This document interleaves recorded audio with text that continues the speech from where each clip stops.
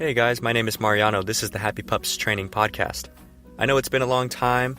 I definitely want to make these a little more often, so we're going to get cracking with that. As far as this episode goes, I'm a little under the weather, so if I sound kind of funky or you hear me clearing my throat, please just forgive it, and hopefully I'll be sounding better next time. But let's dive right into this, because what I want to talk about is something that's very important, and it's understanding the difference between obedience and building an overall relationship with the dog and how the dog feels about you. Now, to convey the importance of this, I like to tell a quick story, which is whenever I'm out and about with a dog and people find out that I'm a trainer, they always ask me the same question. They always ask me if that requires a lot of patience to train a dog. And I tell them yes, but patience is only half the battle. Of course, when you're training a dog and teaching new things and building new habits, you do require a certain amount of patience because the dog has to readjust and do things that are, at least they feel unnatural and they feel inconsistent with what the dog wants to do. And that's obedience. We teach a dog to sit on command, we teach a dog to lay down, how to come back to us, how to stay. And teaching these things is important because, kind of like speaking to someone who doesn't speak the same language as you, opening just a few lines of communication, just a few key words here and there, really help to give you a general sense of how to convey what it is that you want or don't want.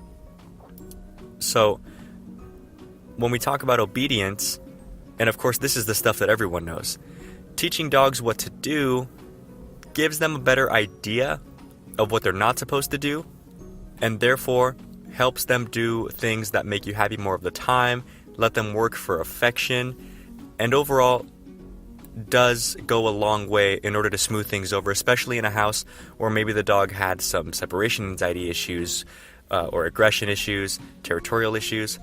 But in my experience, most, if not all of the dogs that I've seen that have suffered from these or other issues and that have already gone to other trainers, the missing link that I hear from the owners of those dogs is always the same. They understand what to do. Mechanically, it's not hard to teach a dog to sit and to ask a dog to sit. What they don't understand is why it's important. So I go back and I explain to them that while obedience, of course, is highly important, it's not everything. And if you don't have the understanding of relationship building, obedience isn't going to get you anywhere. It's kind of like diet and exercise. If you go at it at 50%, you get none of the result. If you go at it at 100%, you get 100% the result. Kind of diving in halfway doesn't get you anywhere. It doesn't get you halfway there. Giving a dog half the information it needs to succeed still means failure. So, the difference between obedience and relationship building is knowing how to use obedience and how to leverage it in order to hold the dog accountable and make sure that they are either rewarded or corrected depending on the behavior that they give you or don't, and understanding that it was their choice allows them to view you in a different sense. If an owner asks their dog to sit and it doesn't, and they kind of blow it off, or they ask the dog 5-6 more times and then finally go grab a treat to bait the dog or to incentivize the dog will sit because the treat is the incentive, it's worth it, not because the owner commands respect when they ask him to sit. However, if I take that same dog and I condition the dog to understand that while I absolutely do praise and reward good behavior, I can still be that guy that gives treats. If the dog doesn't sit, I will correct the dog for it. And I won't use a treat to bait the dog to give me a sit. I'll use treats if I feel like the dog is performing even without the promise of that treat. And because I hold dogs accountable, they see me in a different sense than they see their owners.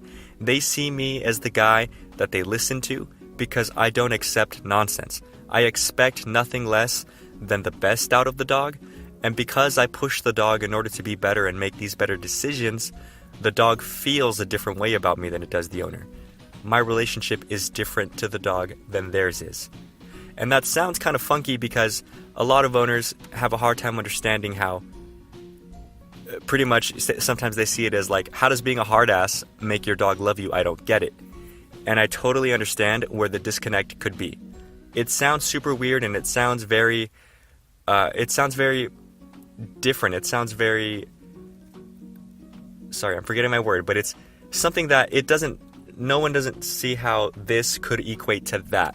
How could teaching the dog these commands and holding him accountable equal something totally different? How can I teach a downstay and a place command, and why does that help my reactive dog when I'm outside on a walk? Or how does that help my anxious dog when I try to put him in the crate and he bursts his way out and scratches up the door of my apartment? The key to the understanding is understanding that with living animals, nothing exists in a vacuum. It's not like if your car's got a broken mirror and is otherwise a perfect car. If your dog is having issues in one area, one sense of training, chances are those issues, those behaviors, and the state of mind that causes those behaviors is already present or is slowly seeping over into the other areas. So if I've got a dog that does okay on leash, but has a hard time accepting going into the crate and kind of fights me on it, and once is in there, it'll whine and beg and try to burst his way out, then I've got a dog who doesn't understand that it's better to relax, give into the crate, so instead they fight with the idea of the crate. Because the reality of the crate, most dogs love the crate. I have yet to meet a dog that genuinely doesn't like the crate, but I've met a ton of dogs that think they don't like the crate because they don't like being put into the crate. I've even met a ton of dogs that will go in on their own during the day and just hang out, but as soon as the owner puts them in there, it's a totally different story, and the dog gets bratty, and the dog starts whining or barking and pushing their way out, and it was never about the crate. It was about that boundary. It was about the owner telling them where to go, and the dog deciding that they don't want to do it. So, when you condition the dog in every sense, be it on leash, be it in the house, be it in the crate, because that's very important, to not complain or to not sort of backtalk in that funny way where they whine and beg, but to listen to what we're saying, go ahead and comply. They'll get their reward for it, but if they don't, they will get their correction for it. Then the dog starts to understand that you're someone whose authority is not to be questioned.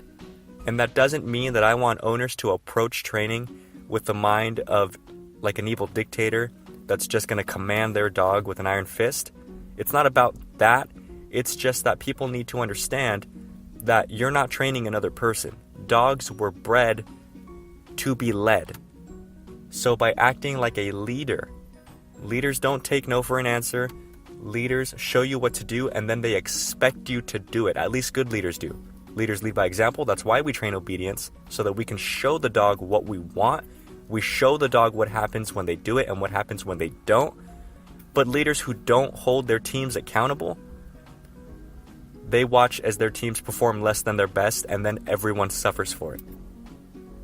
So, when you can understand that, being a leader may not always seem fun, but it is always fruitful and it is always helpful for your dog. Because if you're not on point, then the dog is limited by the limitation that you put on him. So to get back onto the point here, building a relationship based on respect allows the dog to have a little more trust for you, because they understand that you and the decisions you make have more gravity in their lives than the things that they may be afraid of. For instance, I've met tons of owners whose dogs are aggressive toward other dogs, be it on leash, off leash. And the reason for this is dogs that are fearful of other dogs will either run or fight, right? Fight or flight. But it's hard for them to decide to run when they're out with their owner because they feel the need to protect the owner. So that leaves them with the one option of trying to fight. So, the dog is nervous about the other dog, focuses entirely on that dog because that dog is the biggest priority. He hears what you're saying. He doesn't forget how to sit, like a lot of owners think that they do. It's not that he doesn't hear you. He hears you, but he's saying, "Mom, I can't sit right now. I'm fighting for our lives from this other dog." when you express firm control of your dog, be it, in the crate and everything else, and build yourself a nice foundation before you go back outside and reintroduce the dogs to this stimulus. And the dog has a much firmer understanding that even if other dogs are around, the priority still goes mom, then other dog, then everything else. And if the dog wants to prioritize the other dog, but mom is saying, nope, I want you to focus right here and keep my heel, or keep my sit, or my downstay, then through repetition, the dog starts to understand, oh man, every time I look that way, I get corrected for it. And every time I don't, mom praises me for it. So maybe I should just let the dog go and look at mom. People don't understand that the things that motivate dogs also distract dogs, and vice versa. So if the dog is in a downstay and keeps the downstay the whole time and never gets up, but as the other dog is coming closer, the dog that's in the downstay is staring, getting more and more excited, and is more and more tempted to get up, that's, in a funny way, the dog's kind of torturing himself internally because he's tempting himself to do something that he knows he can't do, or he'll do anyway and get corrected for. So as soon as the dog starts to stare, we as trainers correct the dog right at that moment. We don't let the dog lay there and stare at the dog and build tension with the dog and get more and more excited, tail starts wagging, and then before you know it, the dog pops up and we've got a fight. As soon as the dog shows any attention, or even so much as deviates a little attention from us, we correct. The dog brings his attention right back, all is well, other dog walks away. And when you hold the dog accountable enough, you'll find that without your help, without your correction, the dog will hear the other dog or see it, and then decide to give you his attention. Now remember, without a correction, the dog will decide to go, oh look, it's a dog. Anyway, I'm going to go look back at mom because that's what she wants. That's relationship building. The dog made a decision based on what it is that you ask of it, even though it may be difficult in the moment, but that's what conditioning does. So keep in mind, it's not complicated stuff. It's a little more complicated than just obedience itself, but what it gives you access to is the most important aspect of rehabilitating dogs that have these different issues. Excuse me. And when you're working these things, in the work, in kind of the struggle of it all, because it doesn't happen overnight, just like bad behaviors don't spring up all of a sudden, it's a slow conversation. The dog, you ask him to sit and he doesn't, and you ask him one more time and then he does. And to an owner's eyes, I mean, it's fine, right? He sat 2 seconds later, who cares? Then maybe tomorrow you ask him 3 times and 4 times, etc. Slowly the dog will push and see what's allowed, and the more you let them get away with, the less you're in control, which means the more they need to be in control, because in their minds, if someone doesn't do it, then we're all in trouble. But with that being said, if you've got a dog that's got serious issues, you don't need to hit it all at once. You're not going to get perfect behaviors in a day or even in a couple weeks, but you can start right now, right after listening to this, holding your dog accountable. If your dog knows how to sit but rarely does, ask him to sit and follow through. Make sure he does. Make sure he goes into the crate without resisting you. Make sure he's in the crate without whining. Make sure when you open the door, he doesn't burst out of there. And if it takes repetition, great. Because the repetition, the stuff that seems like you're hardly making any headway, that's where the magic is. It's in the struggle. Every time the dog tries to bolt out of the crate, but you slam the crate door shut before he can, that's reinforcing. Every time the dog is on leash and you correct because he's starting to look at another dog halfway down the block, and he looks back and you correct again and you keep going until you finally get the dog to let that other dog go, that's conditioning. That's relationship building. That's teaching the dog that even though this may happen over time in bits and pieces, it's gonna happen. I ask you to do this, you do it for me. It's not because I'm evil, it's because I know what's best for you. Understand, in the work, that is the magic stuff. People always wonder about that secret formula when they look at more well-known trainers and they wonder, how do they do it? What is it that they do? It's nothing special. The secret to dog training is there is no secret, and I've said that before. The secret to dog training is all just in doing the work. hold the dog accountable, do some downstays, do some sit stays, correct if they break that command, put them back, and the dogs will get better, period. Now, before we finish this up, I'd like to give maybe a quick rundown of some stuff. Again, this is generic. It's hard to kind of say because someone who may be listening to this, I have no idea what your situation is unless, we reach out and we kind of discuss it. But as a general rule, if anyone listens to this and has a dog that's suffering from territorial issues, separation anxiety, aggression, or any nice combination of the three, especially for those of you who have already sought trainers and made some headway in terms of obedience, but get disheartened because even though you've done training already and already spent that money and already put in that time, the dog got better in a sense but not better in that other sense, keep this in mind and really hear what I'm about to tell you. It's about how you use the obedience to gain respect, to rebuild your relationship. But rebuilding a new relationship means tearing down the old one. Don't feel bad about correcting your dog. Your dog will not hate you for it. Don't feel bad about scaring your dog. If your dog is showing separation anxiety or aggression toward other animals or people, etc., he's already scared. He's already hurting. That doesn't mean we're going to hurt him more. I know a lot of people hate prong collars and e-collars, and they demonize the people who use them. But I'm telling you now, and I'm promising you now, and you can do the research for yourself and not take my word for it. These tools will help your dog get better if you know what you're doing and you know how to use them to leverage obedience.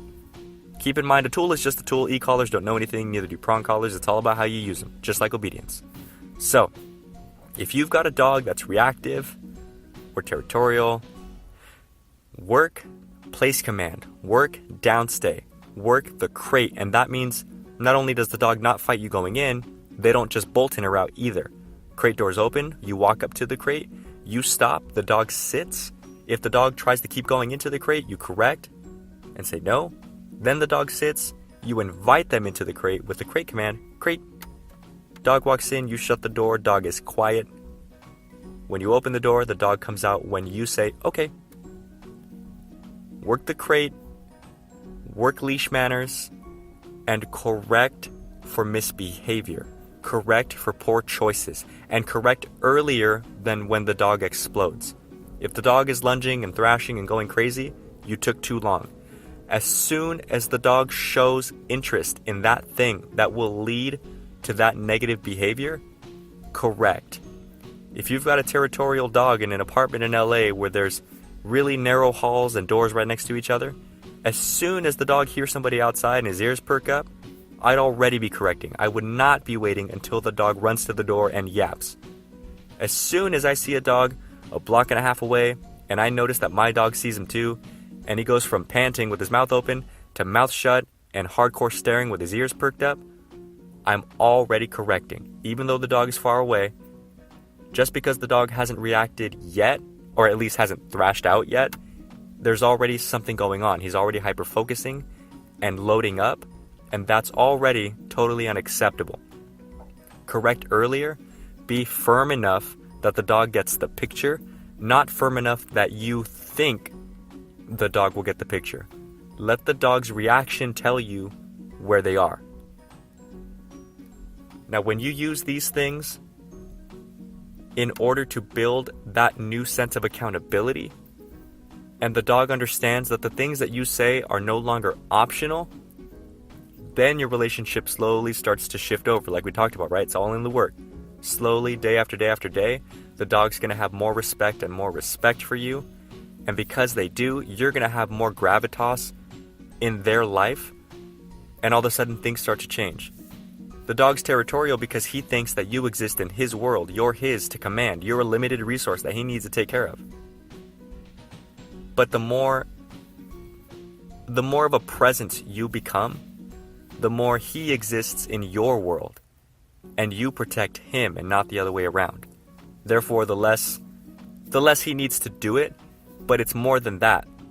Not only doesn't he need to do it, he's very, very much not allowed to do it, and any attempt to do it is a firm correction.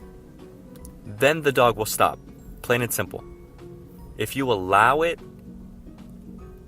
he'll continue. If you don't give him a firm no in a way that's very valuable to him, you're saying yes.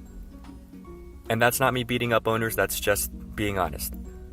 Even if you say no, but it's in a way that he doesn't care about, you're saying yes. Correct, make it known that you will not tolerate this, not that you don't want it, that you will not accept this behavior. Then you'll see changes in the dog's attitude. If you've got a dog reactive on leash, do the groundwork, build his obedience, build his crate manners. Then when you go out on walks, command his attention. Don't ask for it. Don't beg and plead for it. Don't talk to the dog. Don't bargain with the dog with treats and toys and affection. Please don't soothe your dog if somebody's walking by and the dog gets nervous. Command attention. I know you see that dog, but I said heel. I know that the dog is right behind us, but I said lay down. Then the dog exists in your world. Then you're the leader and the dog's the follower. Dogs are such hard little workers that if you don't give them a job, they'll try to go and find one. And it's an honest mistake, but they find themselves in a position that they weren't meant to be in, and that's why it's crushing for them. That's why dogs get nervous and become aggressive, and that's why, even though it seems so crazy that correcting a dog could make them better, it does. I give the dog a job to do, which is what he was always meant to do. The only reason we need the correction is because in order to get the dog into a neutral headspace after we allowed him to fall into the negative, I'm going to need a way to communicate with the dog even when he's highly excited and tuned out of me. The correction is a firm way to grab the dog's attention, or at least break the attention from what it is they're focusing on. And then it's my job as a trainer or owner to command the dog. Correct, boom, dog gives me eye contact. Hey, I said sit. Now, do me a favor. If you liked this episode, please let me know. I do want to do more of these. It's totally been my fault. I've been very inconsistent, but I'm going to change that starting this year. I'm going to do one a week at least. So please let me know. You can find me at happypupstraining.net. You can find me Facebook, YouTube, Instagram, all that good stuff, all at Happy Pups Training. Again, my name is Mariano. You guys have a great one.